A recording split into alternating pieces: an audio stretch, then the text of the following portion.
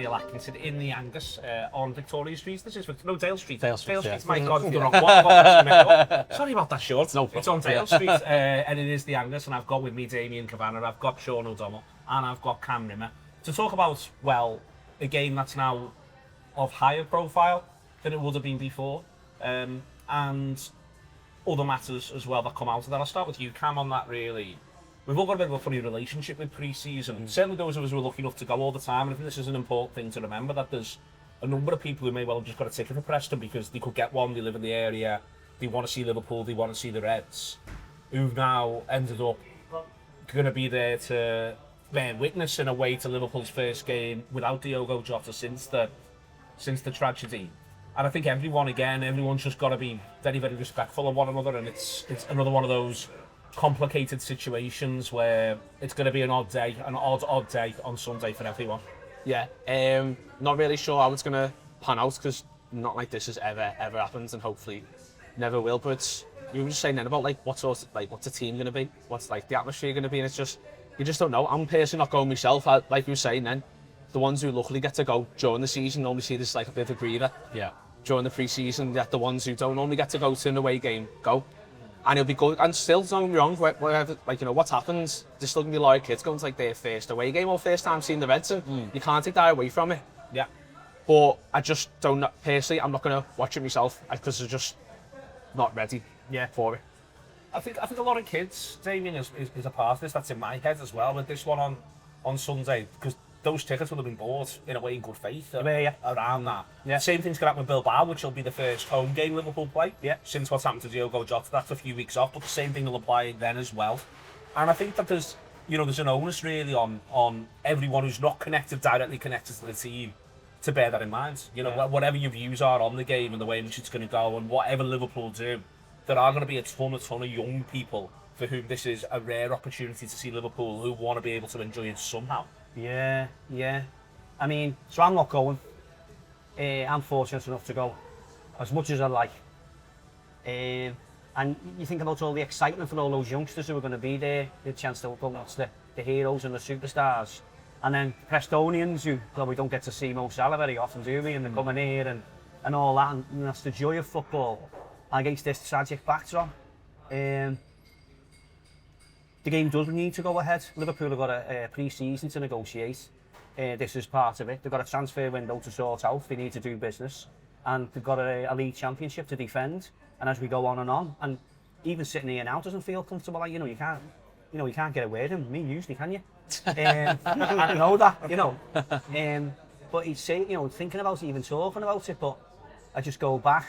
I think with the timing of everything, I think the club has acted with as much dignity as it could do. I think yourselves on the Anfield Wrap will come through with flying colours. Proud to know you and what you do. Absolutely fantastic, and I mean that. And it's just got to start somewhere. The tickets were bought in good faith. Next season was planned in good faith. We all wish that this hadn't happened. It's about the family, all that side of things. And then, unfortunately, we've all got day jobs to get on with, and we've got a future. We've got all those young kids who want to enjoy football going forward, and it's going to be tough. It's going to be tough to get over that first hurdle of when you lose somebody. It's the first time I went to work after I lost them, the first Christmas, the first this, the first that. And we all know what that's like. Sitting when we've experienced loss in our families, and then you've got to be back in work, and you've got to get back in the routine, and you've got to get back to do this, and it's a balance. And I think the way you've mentioned about people being sensitive each other, sensitive about each other and for each other is great. It's easy to criticise. No one's doing anything in bad faith, so it's just one of those. I'm not boycotting it. I'm not too sore to watch it. I wasn't going to watch it anyway. I'll get on with family stuff or whatever we're doing, but yeah, so tough to even begin to where to start. And then we need to start, and then we need to go forward with all the respect that has been shown up to now, and I'm sure that'll continue. I think where they're concerned, the footballers, the club, I think there's this thing that we need to bear in mind. When Damien talked there about the first, what's interesting is one of the first to use was the first time you go back into work. For them, it's when these lads go to work that the loss is most front and centre. Yeah. That thing that they do every day. That idea of this game that they play, but they play with this man who's gone. these training sessions they do with this man, when they come in with this man, that coffee bar that they sit at, etc., etc. And I think that to me is, you know, we've all, when we've gone through awful things in life, grievous processes, for some of us at times, work's actually been a bit of a sanctuary, a bit of a release. It's the place you get to because this other stuff's not happening. Yeah. For them, it's completely the other way around. And that's what I'm conscious of, and why, you know, I can just imagine how there'll be a few of them that are just dreading Sunday. And I mean that with the greatest, they'll play, but they'll be absolutely dreading it. And you don't even know who it is, unless they might not even know who it is until they wake up on Sunday morning, Shaun. I know. I mean, what do you say? Do you know what I mean? I think the big thing to take from all this, and I think, you know, everything that's been said is right. It's just respect. You've got to respect everyone's different viewpoints, how everyone feels. And I think that goes for the players on Sunday. It's like, if you don't want to go on Sunday, mate, don't go. Like, do you know what I mean? If there's lads that want to go, you can go. Do you know what I mean? I think it's that type of thing that, and I think everyone is doing a good job of respecting everyone's views and how everyone feels. I think it's just really, really difficult. And people deal with grief differently. Some people like to crack on and just try and push it to the back of your mind or block it out and forget about it and just get on with life. And some people like to not do that, do you know what I mean? So I think it's about understanding and having the sort of emotional intelligence to realise that everyone is going through this. And I think that's the unique thing about this. So, like, as we spoke about, it's not just like going back to work. Everybody in that ground on Sunday will be mourning. Everyone. That's a really unique situation. Even the Preston fans, like, it's football fans in general. It's not a situation where this is just a Liverpool thing or this is just a football thing. I think, like, the reaction that you've seen since what's happened has actually been quite heartwarming. It's shown that, you know, for all the rivalries, all of the bad things that happen with football and modern football, it's been a bit of a reminder that actually the community side of things is still here, and that's why we still all do it. It's why we still all care about it so much. It's why we're all still passionate. And I think, you know, we know that from a Liverpool point of view that it's always been there, but I think what you're seeing is actually it's a total point of view. Football still has a heartbeat, is what I'd get from it.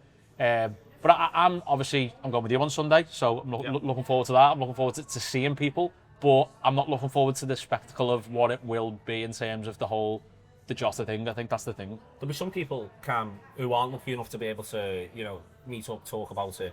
For him, Sunday will be the first opportunity, whether that's by virtue of going to the match or choosing to have people around the house to watch it or to go out to watch it. There will be some people for whom this is that first opportunity of being around like-minded people. All over the world, that's the case.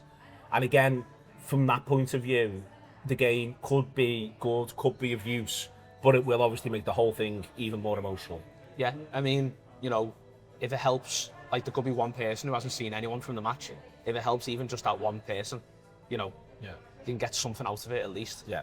But it's, I mean, me personally, I was away with me mates from the match last week, and I feel like looking back now, that was kind of, I mean, at the time you think, oh God, the timing of it, but looking back, it was probably the best thing that could have happened. We were all just away together. And we took our minds off the sort of thing. I know that's going away. Talk to one another and all that. Yeah. We're just talking, just in general, just being with each other. So I think, again, for Sunday, as much as, you know, you're saying how sad it's going to be, like the spectacle on the pitch and stuff, it's going to be, say, even 10, 20 lads who haven't seen each other since Palace. If it helps them, you know, it helps a little bit, doesn't it? And then you go into with the players as well. They'll get to see, like, more. Obviously, they would have been in training this week, but seeing, like, the people who drive them on the coach, just, you know what I mean, like, all like little things like that, some more of the extra media team. It could just be one big collective on Sunday, which could end up helping spare everyone up. I think it will. Go on. No, I think it will. I think you called it there. It will be one big collective, I think. I think the collective part of it, Damien, just before we go into a little feature we've got about Manwell football, the collective part of it, I think, is the bit which, well, firstly, you get to see it visually at Anfield. That's why people are being drawn to Anfield, because they're being drawn to the home of the collective. Yeah. That's what that is entirely about. People are going, I've got to go somewhere, I've got this thing, and I need to do something with it. And that's where they're choosing to do it. Yeah. And again, that's our castle. So it's our castle. Yeah. 100%, it's a sanctuary. Yeah. And the same thing Sunday, when people are being able to get together, the same thing will apply. It'll at least give people that collective moment. Yeah. And nothing beats it, you know, and you know, people can talk about it and so somebody didn't know what you're on about and whatever. Well, you know, it's just a tragic story, and you can relate to, you know, these players, because even though you're not mates with them and you don't get to interact with them, you get to see them on a very regular basis, and you're absolutely pulling in the same direction as them. Yeah. On a weekly basis. Yeah. And then it makes it easy to relate, you know, and you can sort of just place yourself in the position of the family and that. So, yeah, that collective thing and coming together. On that side of things, I think this coming weekend's game is a good thing, and the more friendlies, the better. And if you think about the players, and I think dialing back to it, that's where you really need, obviously the family beyond beyond anything, but never mind the fans, just think about the players. I mean, a couple of them there could be lively candidates to get sent off very easy because of the whole emotion of it, or some of them, not have their heads anywhere, any of it. And so the only thing sometimes in life is to be back involved with people, people with common ground, people who understand. And we know from our own experiences, there's not unlike being with people who understand how you feel, where you don't even have to explain yourself. Yeah. Now that in itself is a source of comfort and strength that I know we all find in our lives. Yeah.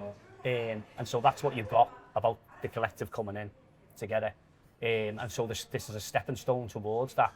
And then there's the Bilbao thing, and then there's the opening night of the Premier League thing, and they've got all these things to talk to and up to, and you don't know where it's going to go, but all you can do is go with good faith, respect and care. Okay, this is Friday night. We are in the Angus on Dale Street, not Victoria Street. There's also the Angus in Crosby, which is where he'll be on Sunday. Post-match, pulling it all the way through. Last week, when we obviously decided not to do the Friday night, we were going to have Chris Barber in. Some of you subscribe to the Anfield Wrap might know Chris supports Chelsea, lives up here, and he's part of something wonderful called Manwell, which is about getting men out to play football, men who might feel as though the game's gone past them for a wide variety of reasons. Could be age, could be physique, could be whatever, and pulling people together that way and get them to enjoy the football again when they're playing with one another. There's a new league, there's a new season. It's going all the time, Manwell. And we're going to be putting this advert that we're putting in today, and then it should be here through the weeks as well. I've been part of a Manwell. I've played in a Manwell team going back a few years when it was convenient for me to get there and get back, if I'm honest with you. But I enjoyed it immensely. So here's our little feature on Manwell football.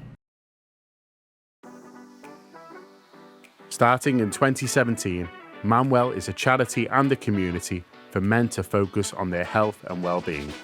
Manwell is an inclusive and supportive community where absolutely everyone can find the game of football, make new mates, and become the best version of themselves. Check them out across social media, get involved, and play your football the Manwell way.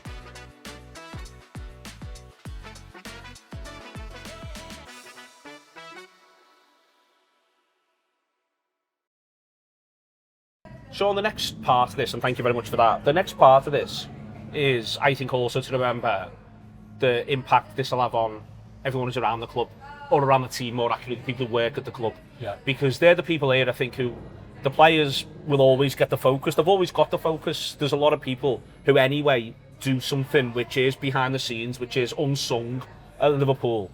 Whether it's physios, whether or not it's just people who look after the administration of day-to-day operations at the club. But those people themselves, they'll be massively impacted by this. I could see it when I was down at Liverpool on Monday at Anfield on Monday with LFC TV, pulling something together there. Even just the people at LFC TV, I could see how impacted they were. It's a reminder this club exists in this city, lives in this city, the people work in this city, and those people work together every day.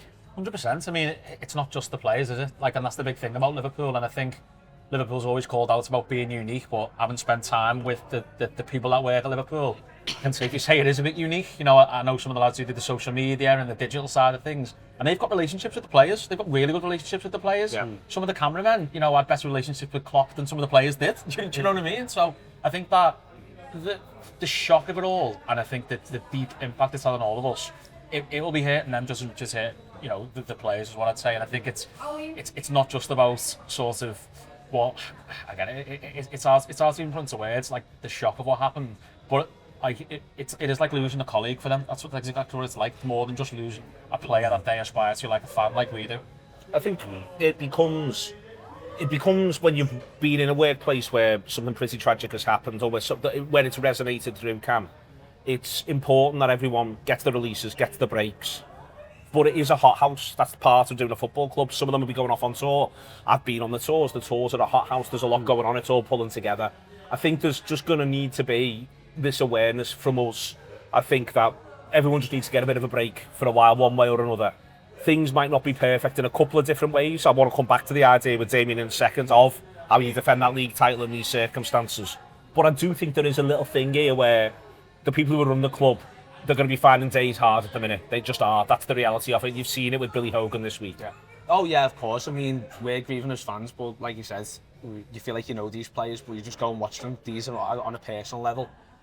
As you said, there'll be good days and bad days, but I feel like Sunday, at first I didn't think it was going to go ahead, but now it is. I think it'll be a good indicator of where a lot of people are, and I think they'll have a review on Monday.